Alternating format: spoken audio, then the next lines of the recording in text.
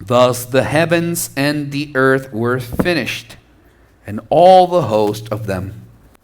And on the seventh day God finished his work that he had done, and he rested on the seventh day from all his work that he had done. So God blessed the seventh day and made it holy, because on it God rested from all his work that he had done in creation.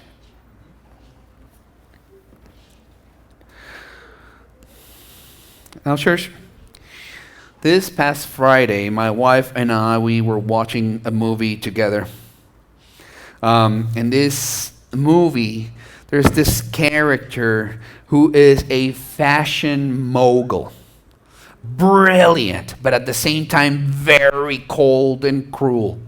She's a workaholic who chews through everyone around her. But there is this second character, a journalist who's been having a relationship with her as colleagues, but she's been trying to save the company of this fashion designer, who finally gets up with, she finally gets fed up with her temper and start writing an expose about her. She wants to tell the truth about who this woman really is and how polished she is behind curtains. At the end of the film, you find out that they were able to accomplish the goal to save the company. But that character, that fashion designer, looks straight to the journalist, into her eyes, and says, you know what? She was able to find out that she was writing an expose about her. And she tells her, go ahead. You should publish it.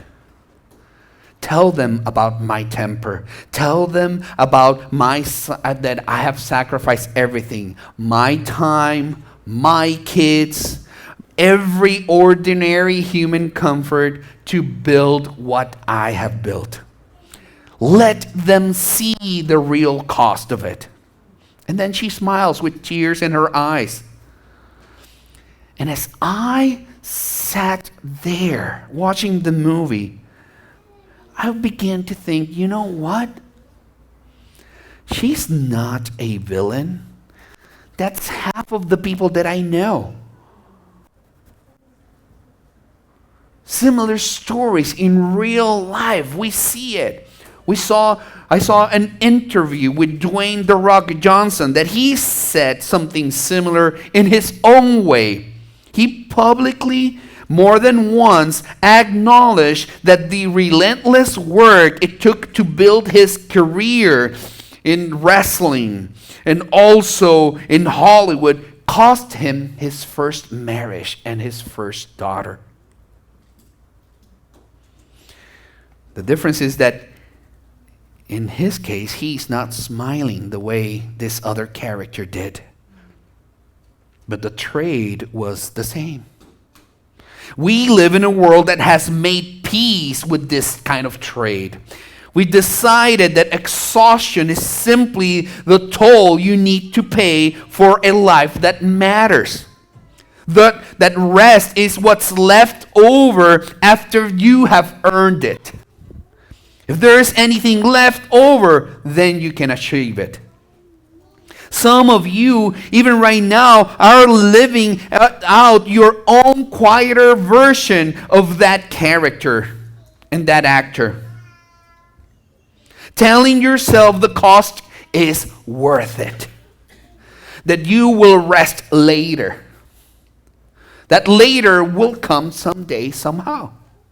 But what if I told you there's a God who finished an entire universe? Every star, every creature, every ordered thing, and didn't need a single relationship, a single child's afternoon, a single ounce of his own peace to get it done? What if the rest he is offering was never a reward for the relentless, but a gift to the exhausted? The rest God inaugurated in this text that we have read on the seventh day never ceased. It reaches you finished and sovereignly secured. This sovereign rest completed is handed to you as a gift, the very rest that you have been exhausting yourself trying to earn. Last week we watched God fill what He had formed. Lights hung from the heavens, waters teeming with life, skies filled with birds, land bursting with life. And then He crowned it all, men and women, breathing images of their Maker. We stood back and we were able to marvel at a kingdom that He has formed and a kingdom that He has filled. Now we arrive to Genesis chapter 2.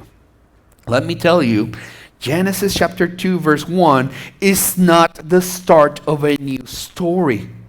It is actually the final sentence of the first one. Thus the heavens and the earth were finished, and all the host of them. If you look back to Genesis 1 verse 1, it says, in the beginning God created the heavens and the earth. So the story opens with that phrase and closes with that same one. Scholars call this an inclusio. It's like two bookends. Everything between them is one complete unified work. And there, it is finished. Now, let's not rush past that word. We live surrounded by unfinished things. Conversations, renovations, relationship, to-do lists. Most of us wake up, and when we open our eyes, we are already behind. But the Hebrew word here that it uses kala doesn't mean that that'll do. They'll have to do. No, it means completed, done, accomplished fully. Just picture a craftsman laying down his tools on the side, not because they ran out, it's already exhausting, but because there's nothing left to be improving. What is the scope of this? The heavens and the earth. We mentioned this previously in Hebrew. That's the way of saying the same thing, everything. Like saying, I searched the high and the low, to mean everywhere. And then all the host of them. That phrase is speaking a military language, describing an army in perfect formation. What it's telling us is this is nothing random, nothing out of order, nothing exists independently. Imagine who is the original audience about this. After generations in slavery, Israel was through the boot of Egypt. The Israelites had spent centuries surrounded by a culture that worshiped the sun, the Nile, the cattle, so many gods. Egypt believed creation itself was filled with rival powers against one another. They had to fear or one or this one, manipulating, or they needed to appease them. And Moses says, again, no. There's one king, and every star, every sea, every living creature, every corner of creation stands in formation and order, ranks beneath his sovereign command. Nothing is rogue. Nothing escapes his attention. Nothing lies outside of his rule. The king's work stands complete and in full formation. Every realm filmed, every creature accounted for, every inch of his kingdom exactly as he intended it. Now, Here's why that matters to us very deeply. Genesis isn't merely telling us how the world began. It's telling us what the world was supposed to be. Before there was ever sin to confess, there was perfection to celebrate. Before there were tears for us to be wiping away, there was a world without sorrow. Before there was death to be conquered, there was life flourishing exactly as God designed it. So why does this matter? Because the brokenness that exhausts you today is not evidence that God somehow failed to finish His work. The frustration that you carry, the grief you bear, the relationships that ache, the bodies that weaken, the fears that haunt you, none of those belong to the world that God finished. They belong to the world that rebelled against what He had perfectly made. That means that every sorrow that you experience is not simply painful, it is also a reminder that you were created for something better. Your heart longs for completeness because you were made in a world that was once complete. You ache for rest because you were created by a God whose work lacked nothing. And Genesis wants us to stand there for a moment, to look at creation before the fall, and to worship the King of Kings whose work was perfect. Because a finished work naturally raises the next question. What does a king do when there is absolutely nothing left to accomplish? And we see it in verse 2. He doesn't reach for another project. No, he sits down. And on the seventh day, God finished His work that He had done, and He rested on the seventh day from all His work that He had done. Now, church, if you are paying attention, something may sound a little bit confusing. If you've been following chapter 1 of Genesis, it says, and on the seventh day, God finished. Wait a minute.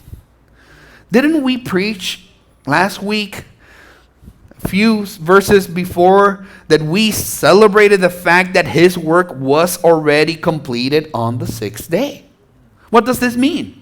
Did God decided that there was something that He needed to tweak or to polish? One last mountain to be shaping? One last flower to blossom? Oh no, church. The grammar in the Hebrew is doing something specific. In this, a better translation as it reads is that God had finished, already a complete before day 7 begins. And Moses repeats also the seventh day 3 times in 2 verses. That's the Spirit taking a highlighter on a page. He says, nothing new happens here, no command, no let there be. And for the first time, God simply stops. But I want you to be careful what kind of stopping you are imagining. Because when we hear the word rest for us, we're thinking of recovery. Someone collapsing after a 16-hour day job. But this is not that. The Hebrew word that it uses is Shabbat. This is what we hear now of Sabbath. But the translation for this is to cease, not to recover. It means a master artist is setting down the brush, not because his hands are tired, but because there is nothing left to add. Even the word God uses for work here is the word for a skilled artisan's labor, not a raw exhaustion. He's a king serving a finished palace, not a man collapsing from exertion. He had infinite power to keep going. The only reason he stopped was that there was nothing left to add. That's the difference between a person who stops because they can't continue and one who stops because he is satisfied. Also, don't hear rest as inactivity. What ceased was his creative work, speaking new things into reality and becoming into a being that was finished forever.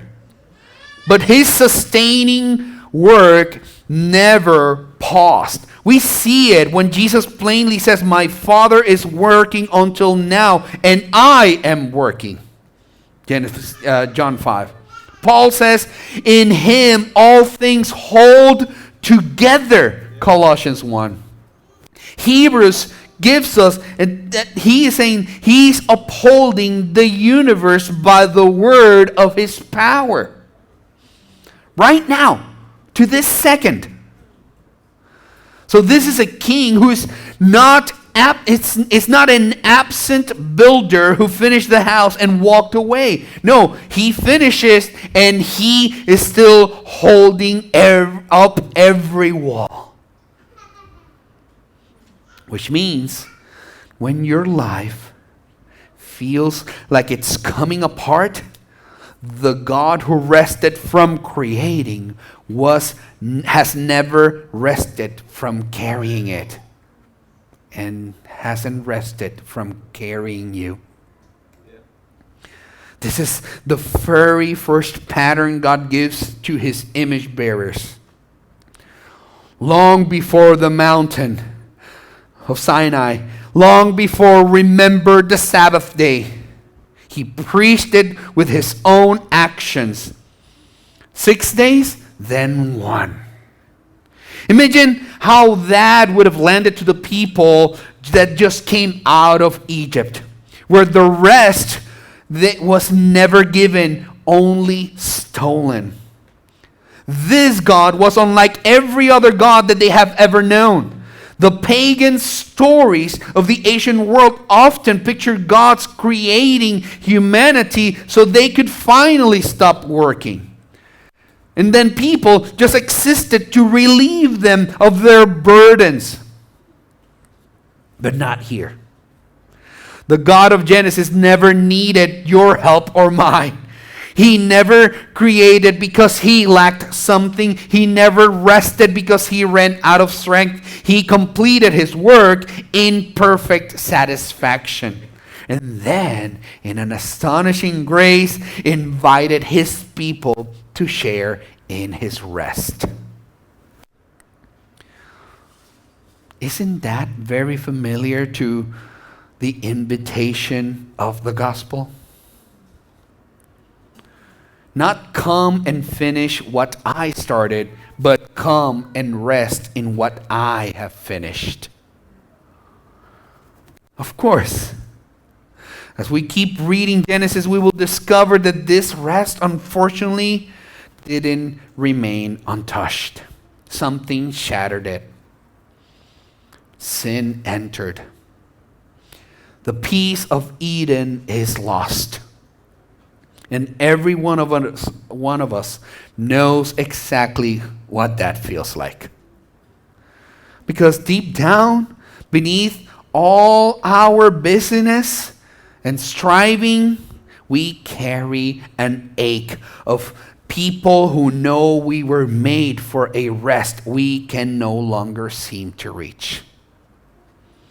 And that ache is preparing us for the rest of the story. which is exactly where God does something we could never do for ourselves. Listen to verse 3. So God blessed the seventh day and made it holy, because on it God rested from all his work that he had done in creation. Are you able to see what is happening here, church? For 6 days, God called things good. And then he gave 2 blessings in the previous chapter. But only one thing is named holy. Only one thing is made holy. Not a mountain, not an altar, not even a person, a day. This is the very first time in Scripture anything is called holy. And it's not a place, it is an invitation to rest. Before God ever gives his people a place to meet him, he gives them a pattern to enjoy him. Why is that? Well, Scripture tells us, because on it God rested. In other words, this day is not holy because of what happens on it. It is holy because of who sanctified it. Do you hear the gospel beginning to whisper already? Grace always begins with what God does, never with what we do. Adam had done nothing. Eve had done nothing. They haven't obeyed yet. They hadn't sacrificed yet. They hadn't served. Before they even lifted a finger, God had already prepared a gift for them. Isn't that beautiful? Isn't that how grace works? God gives before we deserve. God blesses before we perform. God provides before we even know what we need. That's Eden. This gift comes wrapped not in innocence, but in mercy. That's the gospel. This pattern didn't end in Genesis. Centuries later, God gave Israel this same pattern as a sign of his covenant. You see it in Exodus chapter 31. You shall keep my Sabbath, for this is a sign between me and you through your generations, that you may know that I, the Lord, sanctify you. This wasn't a minor addition to your calendar. No, this became one of the signs of his covenant. It is given the function of marking Israel out of Yahweh's covenant people, distinguishing them from the nations. So they did not invent it, they inherited. On that day, their hands, they stopped, but their eyes were opened to look up to the stars and see what Paul tells us later in Romans 1, his invisible attributes, namely his eternal power and divine nature. They remember they've been slaves, and that a Redeemer had carried them out with his own hand. They sang all songs of deliverance. You see it through the Psalms. They let the law itself become in their quiet day not a burden but a delight, more to be desired than gold, sweeter than anything Egypt had ever offered them. The Sabbath wasn't a leech, it was a weekly homecoming. Grace enforced, grace protected, grace given to a people who would never have thought to ask for it themselves. Now here's the detail. I want you to feel very profound. This seventh day, unlike any other day before, has no closing line. Day 1 ends with evening and morning. Day 2 ends with evening and morning. Day 3 ends with evening and morning. Day 4 ends with evening and morning. And so it goes on all the way through day 6. But day 7, no sunset, no sunrise. The text simply lets it keep going. Because in a very real sense, that rest never stopped. God's rest, once entered, doesn't cycle back into a more work the way ours does. It simply continues. Which is why the writer of Hebrews can say, there remains a Sabbath rest for the people of God.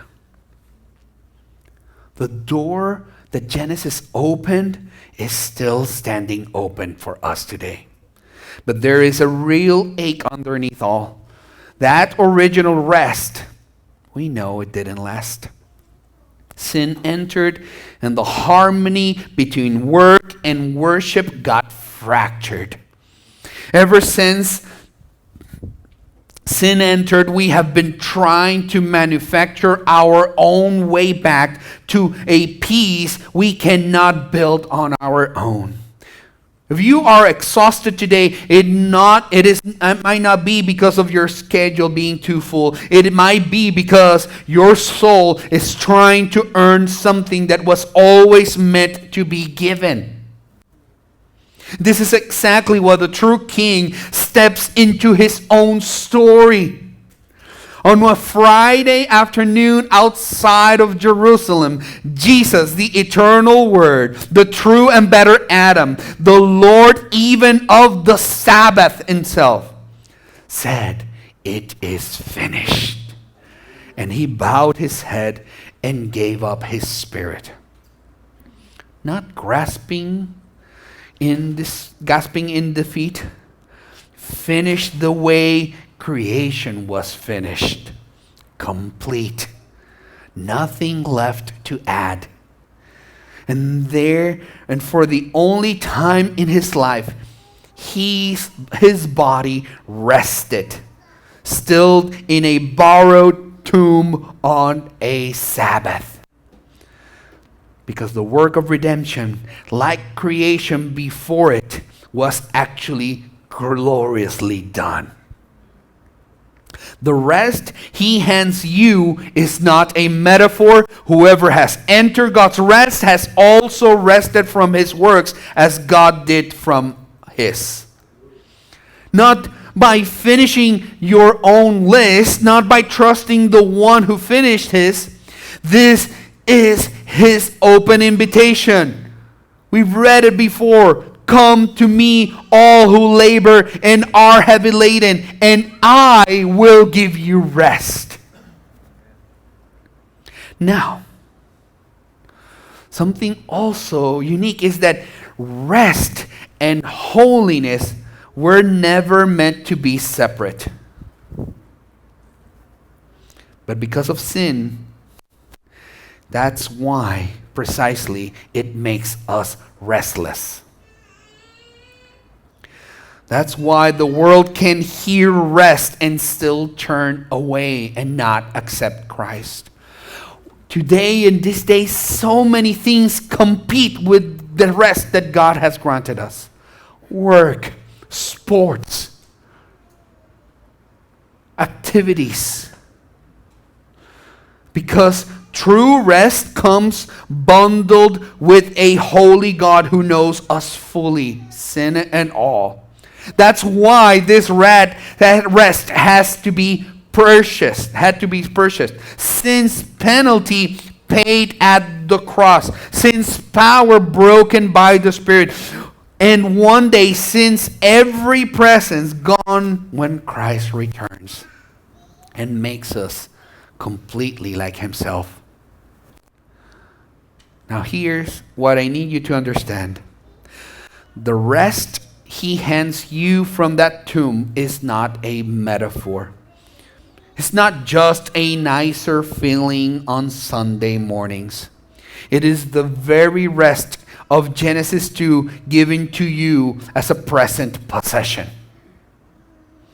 That the writer of Hebrews says it plainly, there remains a Sabbath rest for the people of God. He's telling you now to enter to it. Not by working, but by believing. For whoever has entered God's rest has also rested from his work as God did from his. Not by finishing your own list, but by trusting the one who finished his. The moment you rest your weight on Christ instead of your own performance, you are not waiting for peace someday. You are in this moment entering the same rest God entered when he looked at a finished universe and then he stopped. This is the very invitation Jesus himself is extending with open arms. Come to me, all who labor and are heavy laden, and I will give you rest. When you see that rest and holiness are tied together, you begin to understand why the world can hear and offer rest, and just hear an offer of rest and still run away from it. Because rest, rightly understood, comes bundled with holiness. And holiness is the one thing human heart instinctively they resist. We don't mind a God who helps us relax, but we do mind a God who is sovereign over us. A God who knows us, really knows us.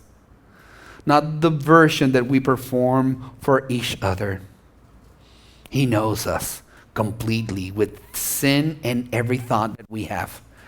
And even the things that we call pretty good, he sees something that would make us abhor ourselves in his light. That's why this rest could never simply be declared over us the way it was declared over the ancient day. It had to be purchased. Sin and penalty paid. And one day, when we are in his presence, that sin will be eradicated completely when Christ returns and makes his people like himself, holy as he is holy.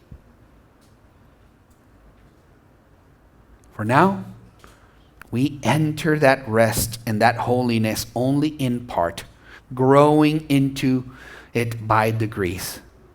But the day is coming when that seventh day in its holiness will be fully and finally ours. Not a glimpse of it, not partial, but complete, forever in him. But maybe you're asking, okay, yeah, I get it. But what about the now, the between now and then? Because I still need to work on Monday. I still need to have those things done, right? The bills, they need to get paid. And let's be practical about this because Scripture also is. Present rest doesn't mean the absence of labor. Even the writer of Hebrews immediately follows his promises of rest with an exhortation. Strive to enter that rest. And that's not a contradiction. It's the shape of faith. You labor, but you labor from rest, not for it. You work hard tomorrow on Monday, but you work hard as someone who's already been given everything that matters, not as someone auditioning to receive that approval. That's the whole logic between Jesus' yoke. Take my yoke upon you and learn from me, for I am gentle and lowly in heart, and you will find rest for your souls. For my yoke is easy and my burden is light. Church, a yoke is still work, but it's a shared work. His strength is doing the heavy pulling, not yours. Practically, that means the weekly pattern still matters. You keep a day, not because a law demands it, but because a gift invites you to it.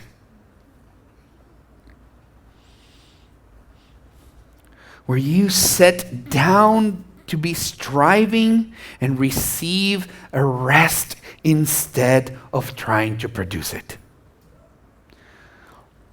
When we gather with God's people, because Sabbath was we do it because Sabbath was never meant to be kept alone. It is a shared rehearsal of the gospel, a weekly return to the truth that the list is already finished. Paul tells us in Colossians that no one gets to bind your conscience over the Sabbath anymore, because they were a shadow of things to come and the substance belong to Christ. Meaning the rest isn't erased, it is fulfilled. And you are free to walk in what it always pointed toward rather than a shadow itself. So, does this mean that Sundays is the new Sabbath renamed? No. The early church didn't swap the seventh day command for the new one. They gathered on Sunday because that's the day the tomb was empty. The day Jesus met Mary in the garden and his disciples behind locked the doors. On the first day of the week when we were gathered together to break bread, Acts chapter 20. Paul tells the Corinthians to set aside their offering on the first day of every week. This is not law-shaped, it is resurrection-shaped. We gather on Sunday because that's the day the finished work of Christ walked out of the grave. And we just can't help but return every morning of every week of this day for the rest of our lives. Now this rest has now the now and the not yet. Today you rest by faith in a groaning world. But one day that striving stops for good. John hears the heavens say, "Blessed are the dead who died in the Lord, that they may rest from their labors." One day, your striving, my striving, will stop for good. No more sweat, no more thorns, no more nights where your body finally lies down, but your mind won't. The seventh day that never had an evening, the day with no closing refrain, will finally fully open up around you, and you will rest the way God rested. Not from exhaustion, but from the sheer and settled joy of a finished, glorious work forever. And on the first day of the new week, he rose. The only question left is whether you keep striving for what you already have, or whether today you will finally stop and rest in him. I spoke about this character of this movie that never got a smile to smile at the real cost, because unrest never smiles back for long. It just keeps asking for more. But you know what? Jesus never made that trade. He has built his kingdom not by neglecting the people he loved, but by laying down his own life for them.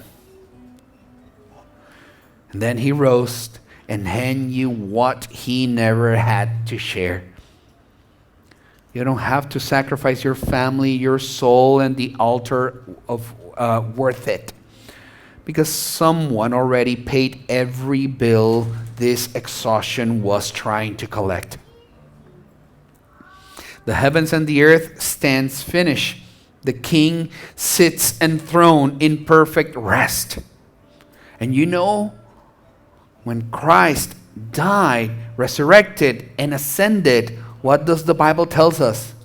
That he's sitting on a throne, looking at his new creation, being here, governing over all, and granting us rest. The same rest, sovereignly secured, freely given, and it is held out to you, not as a reward for what you have built, but as a gift for what Christ has already finished. Lay the list down. Stop smiling at the cost and rest, really rest in him.